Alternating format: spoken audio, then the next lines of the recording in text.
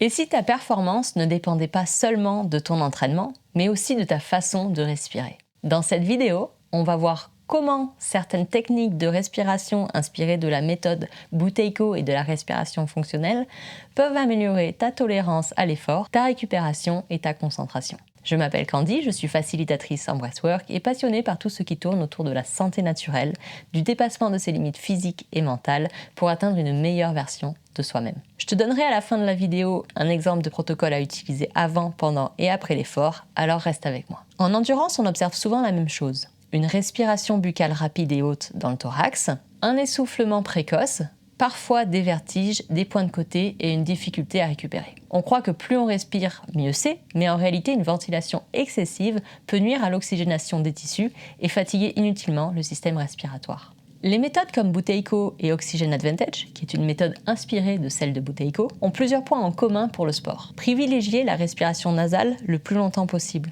Réduire l'hyperventilation au repos et à basse intensité. Améliorer la tolérance au CO2 pour retarder l'essoufflement. Stabiliser le rythme respiratoire pour calmer le système nerveux et garder la tête claire. L'objectif n'est pas de souffrir, mais de rendre ta respiration plus efficace et plus économique. Les études qui ont testé des programmes de respiration fonctionnelle chez les sportifs ou des personnes actives rapportent de façon récurrente une diminution de la sensation d'essoufflement à intensité donnée, une meilleure tolérance à l'effort à intensité modérée. Concrètement, on tient plus longtemps sans s'essouffler en zone d'endurance. À haute intensité, en revanche, l'effet est beaucoup moins marqué. Parfois, il y a aussi une amélioration du contrôle de l'asthme à l'effort chez les asthmatiques et une meilleure récupération subjective après les séances. La respiration ne remplace pas l'entraînement, mais elle s'y intègre et permet d'exploiter mieux les capacités que tu as déjà. Avant l'effort, l'idée est de t'ancrer, de calmer l'hyperventilation anticipatoire sans t'endormir. 1 à 2 minutes de respiration nasale lente par exemple. 4 secondes d'inspiration et 6 secondes d'expiration, 100% nasale, assis ou debout, pour faire descendre la tension.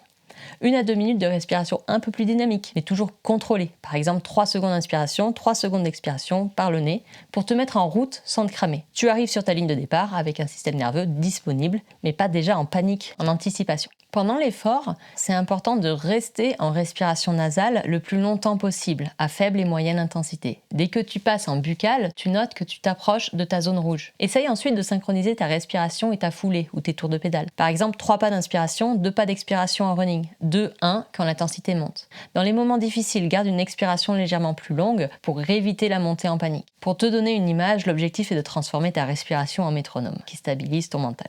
Après l'effort, on passe en mode récupération active. 1 à 2 minutes de marche lente en respiration nasale consciente. Puis 3-4 minutes de respiration lente avec expiration allongée, par exemple la respiration d'ancrage que tu pourras trouver sur ma chaîne, qui consiste en 4 temps d'inspiration, 4 secondes de rétention et 8 secondes d'expiration, en relâchant volontairement les épaules, la mâchoire et le ventre. Ça accélère le retour au calme, ça améliore la sensation de récupération et ça aide ton système nerveux parasympathique à reprendre la main sur ton système nerveux général. Attention, comme toujours, on ne force pas la respiration nasale au point de se mettre en détresse. Si tu as besoin d'ouvrir la bouche, tu l'ouvres. On progresse par paliers. D'abord, travailler la respiration fonctionnelle au repos, ensuite l'intégrer à la marche, puis à l'effort léger et seulement après en intensité. En cas de pathologie respiratoire ou cardiaque, on en parle toujours avec son médecin. La respiration est un outil puissant, mais elle doit respecter la physiologie de chaque personne. Dis-moi en commentaire, tu fais quoi comme sport et comment tu respires aujourd'hui?